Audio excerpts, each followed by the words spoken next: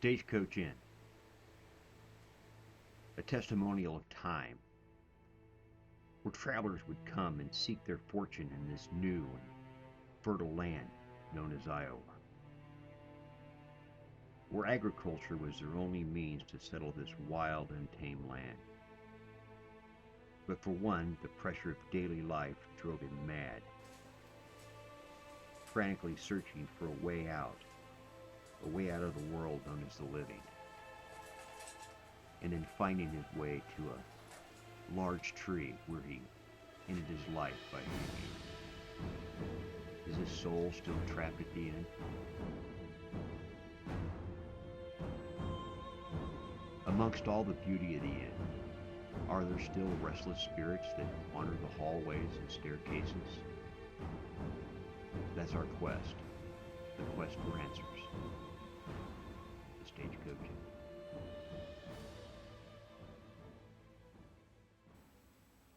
In our quest for answers at the Stagecoach Inn, we first got to go back to the beginning. And that beginning started very simple. It was a tour through the inn. Now, I don't know if any of you ever experienced something dramatic in your life where when you walk by that location that this dramatic event happened, you again feel like a part of it. Or maybe you just simply had or experienced an argument that was profound. Those feelings stay with you. It stays in that environment. It's something that's ingrained in your mind. Now, the first time I entered the inn on a tour, I had those feelings that something happened there. Something went on, which didn't make any sense. I wasn't witness to anything. I wasn't there to personally experience it.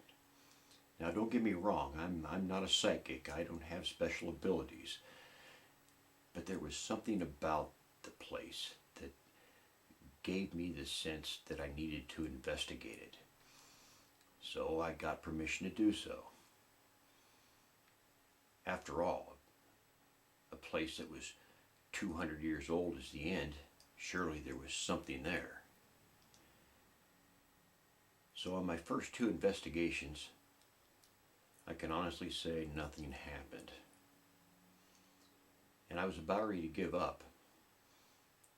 But on my third investigation, at approximately 2 o'clock in the morning, something happened. I had a tug on the back of my coat.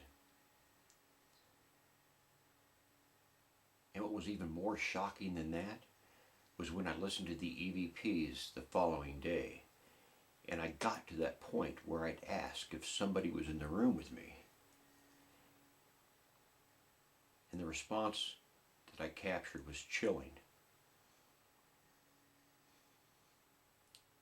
So this is how it all started. This is the first investigation of the Stagecoach Inn. I want you to watch and just tell me if I'm delusional, if other people are delusional, or if the Stagecoach Inn actually has activity occurring in it. Anyway, this is that clip.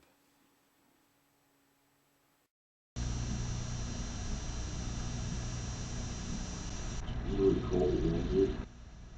It's cold outside. It's cold outside. All of a sudden it's got extremely cold right here in this spot. Is there somebody here that would like to say something to me?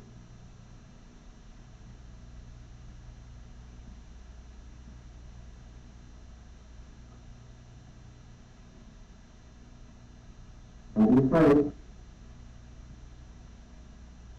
You can be friends, you can walk right up to me and shake my hand.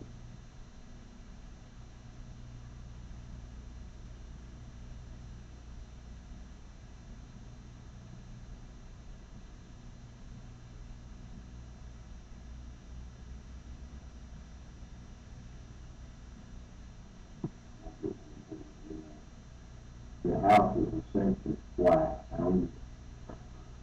It's a big tug on my back, right here. That was a tug. Honest goodness, that was a tug. Is there somebody here that drove me?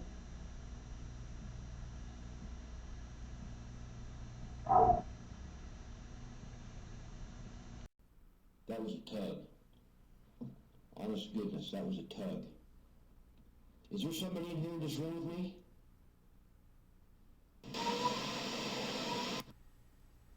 So, after 3 years of investigating the Stagecoach Inn, we found a lot of evidence, or what we believed was evidence. But we knew that there would be a point that that evidence would need to be challenged. So we began inviting other investigating teams to come into the inn and validate our findings. One of those such teams was Paranormal Distractions. Now, Paranormal Distractions didn't know a lot about what we had captured or how we'd captured it. But they did know one thing. They knew that there was activity on the staircase. In past investigations, Wannagie Paranormal had placed a vibration sensor on those steps, and it had alarmed. So they decided they were going to use a motion sensor, one that would light up if something would walk in front of it. Now, as Angelique Christensen of Paranormal Distractions asked me a question about one of the children that used to live at the inn, that motion sensor went off. So, did something walk in front of that motion sensor and activate it as it did the vibration sensor on many previous investigations? I think so. And this is what happened. Aaron, did you hear you just said? No. I keep hearing the name Ann or Anna, and he said that was the name of one of the what? Right, motion sensor. I know. I just don't know. That's on the staircase. I get Yeah. a lot of activity in there. Yep. You said Ann or Anna was the who? What? No, She go was further. she was the child of John and Martha Moorhead. Joe, John, and Martha Moorhead. I've got her voice over the spirit box on many occasions. We'd ask if it was Anna, and she'd come out and said yes. Oh well, because I keep hearing the name.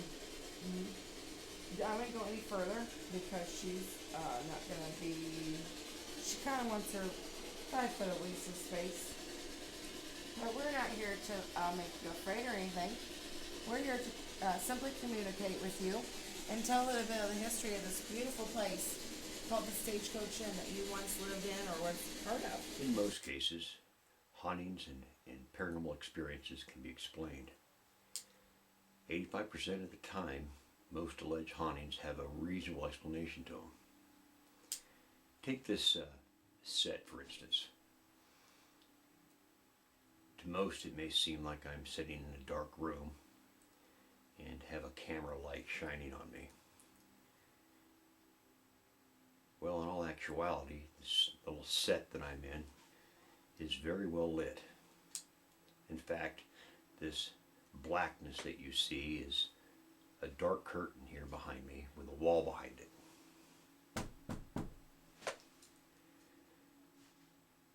Mystery solved.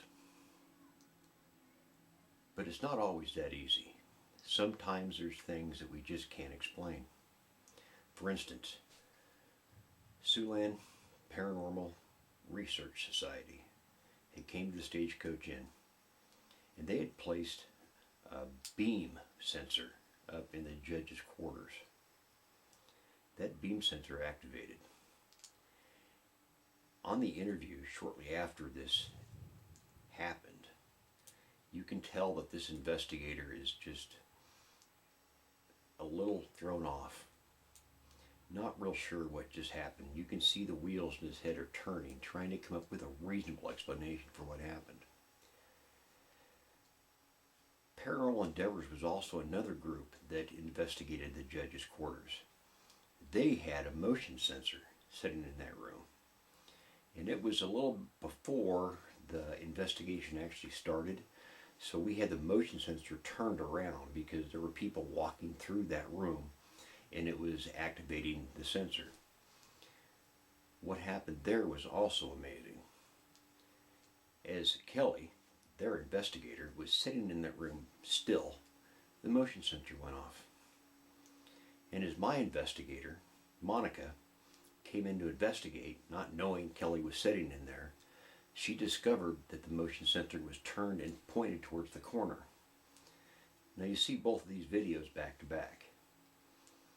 So, was this paranormal? Or was it all just coincidence? You make this move?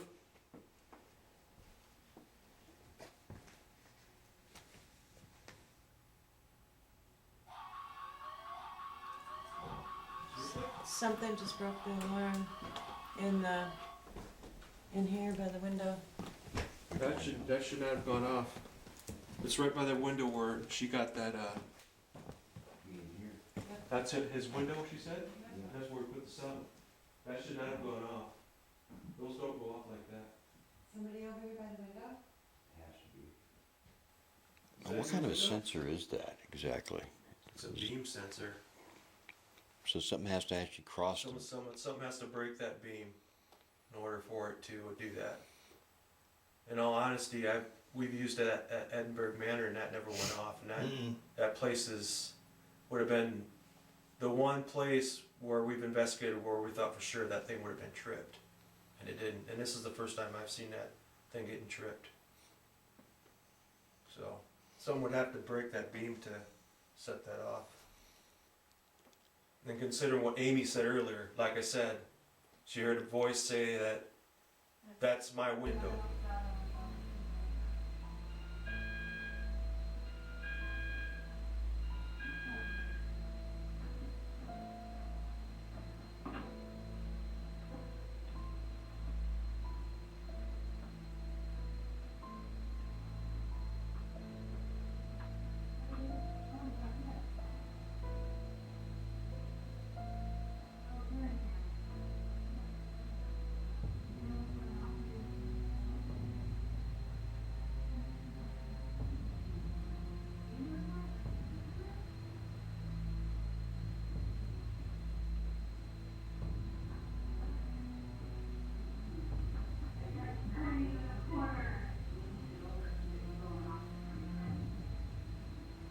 We'll never know exactly if it was Judge Moorhead that tripped that beam sensor, or if it was Judge Moorhead that tripped that motion sensor that was pointing towards the corner where he would have resided over his rulings over land disputes.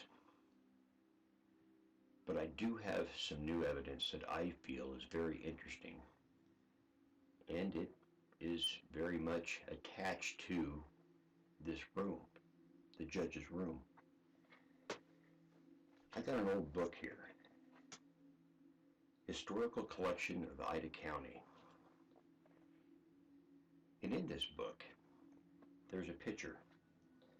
It shows a picture of a store. And in the background, you'll see the old Stagecoach Inn. Now, if you look real close, clear here to the back, you'll see the old Stagecoach Inn. And if you look real close, to the right side of the end, you'll see a doorway. That doorway would have been Judge Moorhead's office or his courtroom area. So, was it Judge Moorhead that was captured by both the beam sensor and the motion sensor? I really don't know. But it is interesting.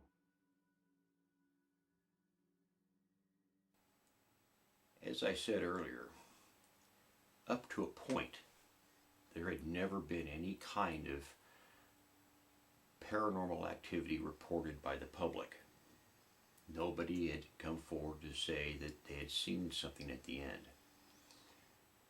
But I was fortunate to meet a gentleman that experienced something there when he was a child. Now, this was some time before the end was in its state that it is now. It was pretty much falling down and unsafe to be in. But these three young men, one who went on to be a highly decorated vet, experienced something in the end that shook him to his core. We're going to refer to him as Mr. X. And what Mr. X has to say is chilling. This is that interview. Well, we like to do different things that are challenging. The historic of knowing about stagecoaching and stuff, and we thought it'd be kind of nice to stay in the old replica or the old house of the Moorhead home to see what it was like when they lived out here. And so we decided, me and two of my friends would come out and spend the night because we were still going to school together. So we come out here and I can't remember. I think it must have had to been a Friday night because we didn't have like day preparation before we come out. It wasn't on a whim. We talked about doing this. We rounded up sleeping bags, had some Coleman lanterns, flashlights, some edible foods to eat. You know, during this room now, during this test, it had the best of the floors. The ruts, it was pretty rotten and stuff, and we wanted to be safe, of course. So we horsed around and joked around till approximately 10:30 or so. Then we decided to crawl in our sleeping bags and go to sleep. Somewhere between midnight and 3 a.m., I woke up to roll over and I noticed two red lights, and they were kind of bright. They were almost like a pencil flashlight, more or less. And they were just solid red. And I just thought it was one of my friends trying to spook me, because I do spook easy. They were both sleeping in the sleeping bag, so I woke them both up. They had noticed the very same thing. We just figured somebody from the school heard we were coming out here, so they were going to come out and to rattle us the most they could. So all three of us picked up our flashlights. We shone it directly at the lights or the eyes. It was about the same distance as a human being's eyes. We shone, and as far as I can remember, and it's as truthful as I can remember, there was no substance, no figure, no nothing, just solid open space above and below the eyes or the lights. They kept coming forward, and we didn't stick around any longer than that. It just sent chills up and down my spine. All three of us left our gear, all of it, including our food. We jumped out the window. We had to run to town because we could not get our car out. There was no landmark. It made no sound. It just seemed to kind of float to my memory. And from then on, I quit doing different things like that because it was scary. I mean, very scary. 3 Bronze Stars, 2 Army Commendation Medals, the 3 Purple Hearts, Air Mobile Assault, and of course, Republic. I think I believe Alan, I would. If it's something I can physically see, even in the darkest tunnel that I had to check out in Vietnam, there was still just enough light that I knew, well, of course, this individual was down in that tunnel with smoke, so I could see the glow of a cigarette. But I knew there was a presence. I knew there was a presence of another human being. It's just, my senses told me. But when I seen those eyes, I mean, if I were to witness the very same thing again, if they would give me permission to sleep out in this very room right now, and there's something like that, I would do identical the same thing. I'd probably bust glass, or maybe cut myself to smithereens, but I would not tempt with something I don't know anything about. After that interview, I'd realized that was the very room that I caught what I believe was a manifesting apparition. It happened some time ago, But to this day, I haven't figured out what it was. Some people called and said that it was a string. And if you've seen any of my videos, and if you've seen this particular video, you know that I went out of my way to debunk it, to try to figure out what it was, and I couldn't come close. So take a look at this video one more time. Whatever this is, as it moves through, it begins to twist and take a different shape. And at one point, if you look towards the bottom of this rope, as I would call it, it begins to take form of fingers. So is this the same thing that Mr. X had seen, but just in a different form? I don't know. But it leads me to believe that there is indeed something at the Stagecoach Inn. Something that's trying to make itself known. Haunted Paranormal Interventions was another team that came to the Stagecoach Inn in hopes of finding some kind of paranormal activity. Although that night was pretty slow. I did, however, capture a moment when one of the investigators, Sherry, as sitting in the community room, or also the church area, began to complain of something buzzing in her ear and her hair being touched. I'm not real sure what she was experiencing, but whatever it was had been following her around most of the night. This is what we documented.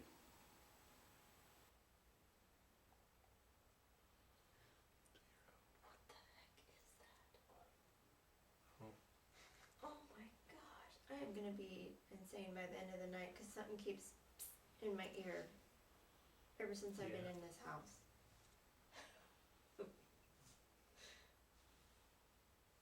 It's crazy. What is it?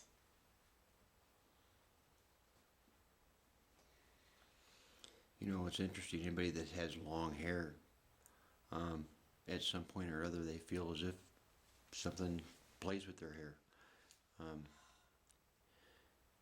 I don't know if Anna had long hair or not. I'd never seen any pictures of her. I didn't do. What is that? Oh my gosh. Okay, I'm gonna absolutely lose my marbles. Do you like playing with Sherry's hair? Quit.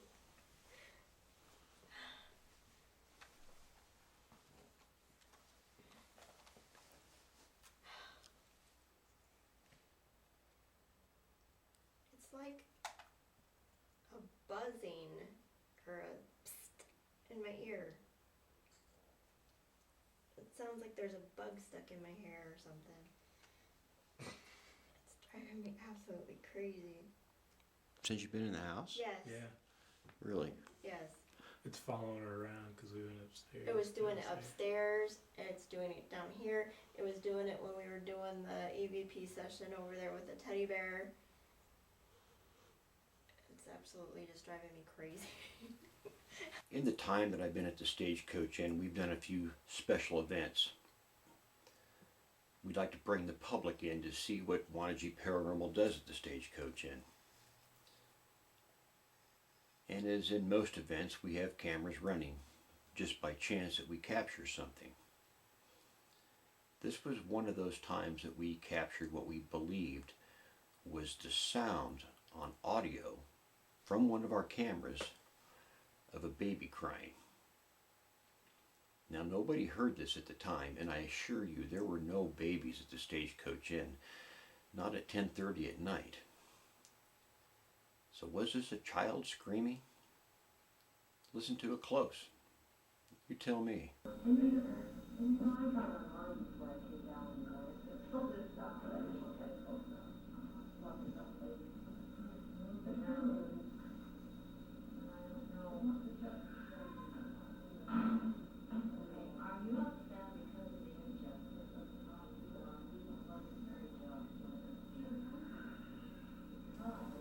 St. Croix Paranormal was one of the investigating teams that came to the Stagecoach Inn. On this particular night, they didn't catch a lot of evidence. A lot of sounds, a lot of K2, a lot of millimeter, but nothing substantial. Until all of them entered the men's room, and one of their investigators mentioned the fact that she was a distant relative of Abraham Lincoln. Shortly after that, she began to be bothered, I guess would be the right word to use, or maybe harassed. Something was scratching her on the back. Now, whether this was a paranormal event remains to be seen, but I'm curious as whether or not there was somebody there that didn't care for Lincoln. After all, he was freeing the slaves at that time, and he played a large role in the Civil War. So was there somebody there that was taking their frustrations out on this investigator?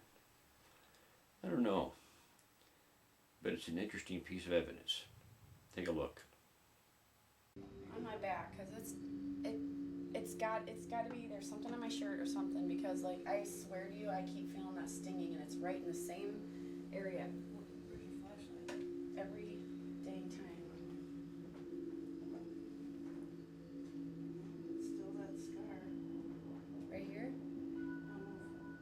There's nothing there. It's down here where you got.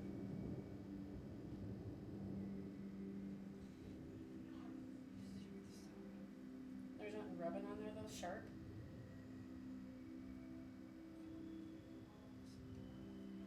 No, it's doing it right now without you even touching it. Nope, it's starting to be weird again. This right here. Is it right there? It's moving this. No, it's right here. Okay, move. You get another one? I just don't think it. I don't know. I don't think something's scratching me is a thing. Like, I just don't understand why it keeps stinging. Like, there's something. I don't know if there's something in there or what.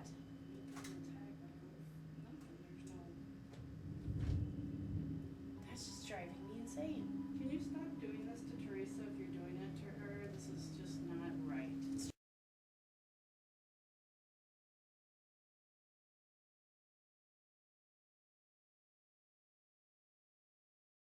I don't want to be misleading as far as capturing evidence at the Stagecoach Inn. I don't want people to get the false impression that every time we go there we capture something. It just doesn't happen that way. But when it does happen, you just can't hardly wrap your head around it. That brings me to an investigation during the daylight hours. It was on my birthday 2 years ago. I had decided to try to communicate with somebody by the name of John Moore. Now, John Moore was the individual that hung himself on the property. I believe John Moore was in that room. I also believe that he moved a chair in that room as if he was trying to pull it up to the table and have a nice chat with me. Anyway, I'll let the video speak for itself. There's somebody on the bed?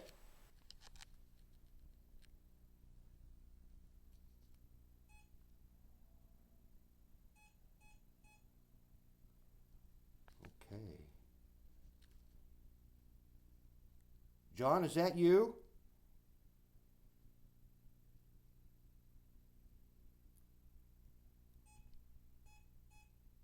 John. There's no reason for that device to go off. Other than somebody trying to communicate. Oh. Oh. Holy shit, what was that?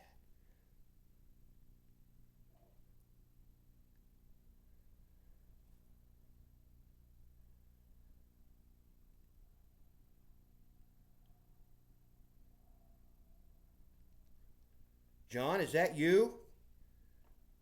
Excuse me, I think that chair moved. My hand's shaking. That chair, I think, moved back there.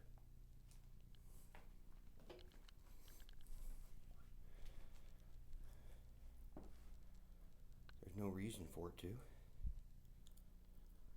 God.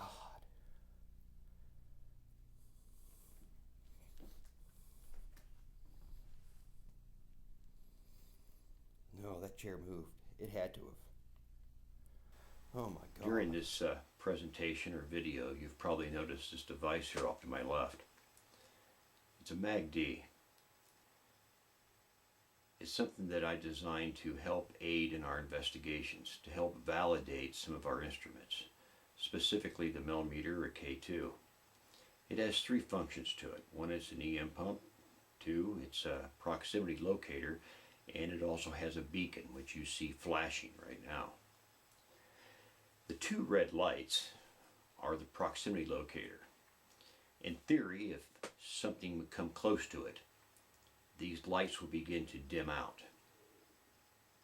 So when we use this in investigations, we turn the EM pump on and explain to whatever may or may not be there that if they come near enough to it, that they can draw energy from it. And in turn, the lights will begin to go out. Now, a millimeter can't be used during this time simply because the EM pump is putting off enough EM that it would give false positive readings. But if the lights begin to go out, you can shut off the EM pump and see if the millimeter is reading anything. Well, in this particular daytime investigation, I decided to use the MAG-D. What happened was surprising. I directed my investigation towards John Moore, and I asked John Moore to lay his hand directly on top of that device to let me know if he was there or not. To my surprise, the lights began to dim out. And when I directed my next question to John Moore as to step back from that device, the lights came back on. Now, was this John Moore? Was he approaching this device? Was the device detecting his presence? Or was it all just coincidence? I don't know. This device is experimental. It hasn't been proven enough. But I can say this. It's a very interesting piece of evidence. The MAG-D, and we're going to try to make contact with John Moore right now. I'm going to do some EVPs at the same time, and we're going to see what I can come up with. Come near this device, it's flashing and blinking. Draw energy from it and talk to me.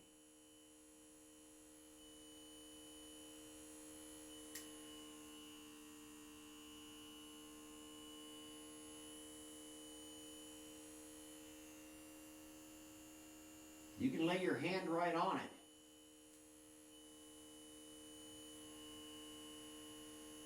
That's it. That's it. That's it. The lights are going out on the proximity switch right now.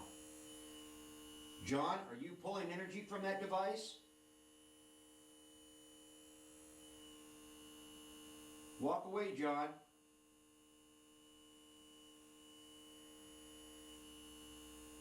Awesome. Was that you that was just here?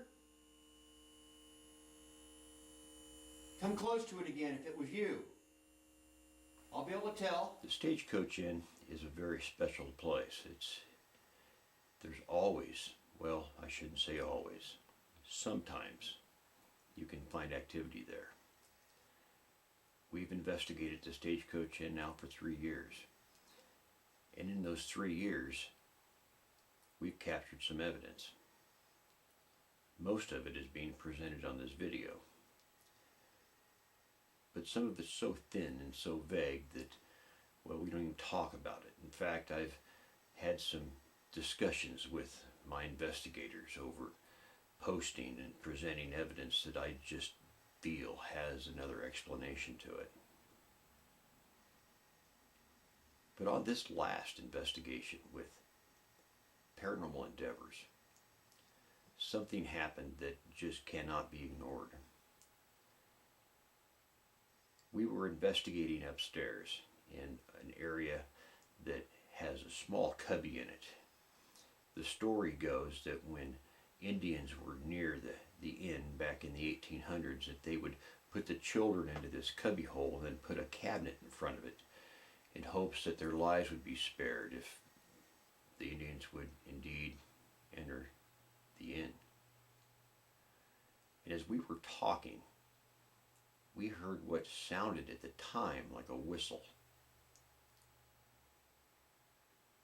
But after reviewing more video of the cameras that were rolling downstairs at the time, we discovered it wasn't a whistle at all. It was a scream. As you might guess, there was a lot of controversy over that scream. And again, I went out of my way to attempt to debunk it. I couldn't come close to reproducing the sound that came from that stairway. So was there a scream in that staircase? Yes, I believe there was. Why? I have no idea, other than it was trying to capture our attention. So this is that video clip with Wandagy Paranormal and Paranormal Endeavors. You tell me if it was a scream or if it was something else. So yeah, that could be very well the case, you know, like you said, using that word luring. And Not our it business, lured like us we away said. from whatever was maybe going to be revealed at some point. And it just distracted us away from what we were doing. Yeah. Because it was subtle. Did you hear that? I heard that. Whistle. Yeah, whistle. Nice. Was that you? I got that on Audacity, I know I did. I hope so. That's exactly what we heard. Yeah.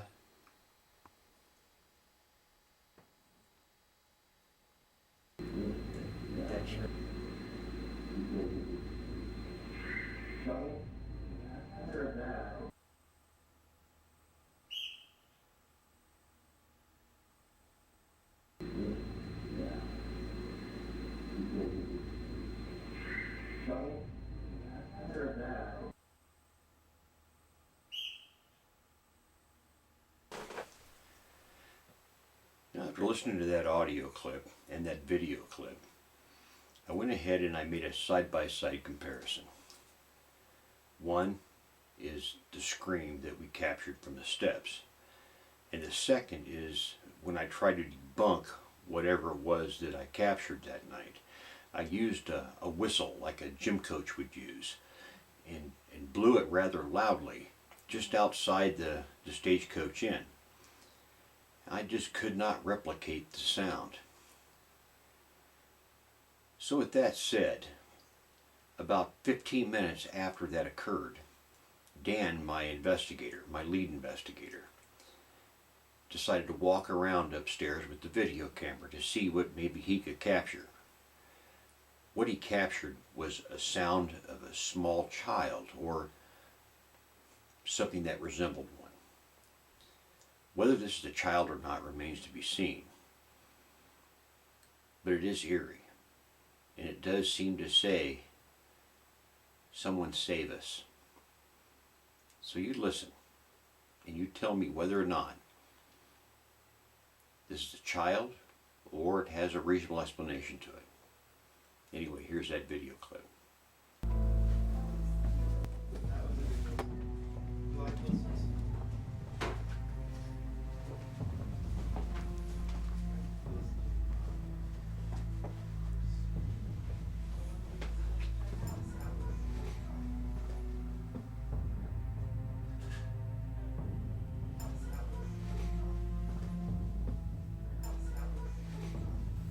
So, a lot of this evidence that I presented to you on this little video, a lot of you've probably seen before. But I thought it was important to kind of narrate each of those clips. That way they had more impact to them than just seeing a short clip with a written explanation of what was going on in that clip. Are we done investigating the Stagecoach? No, we're not.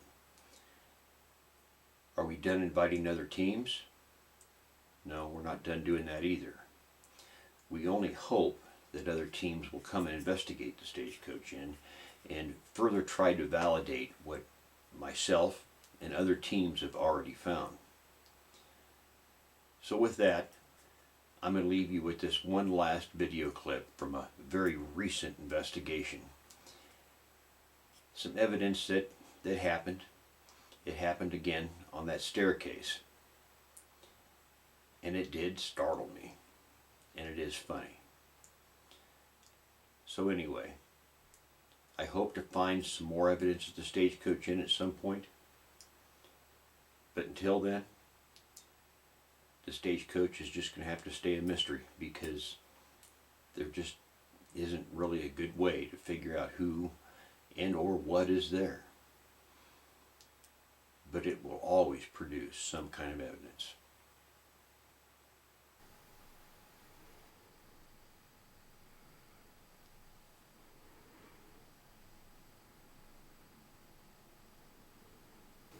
Why don't you do something remarkable?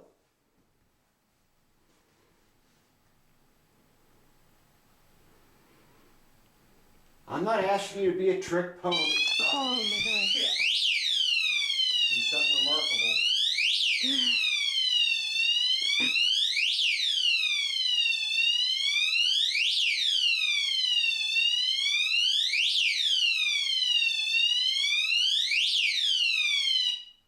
Okay.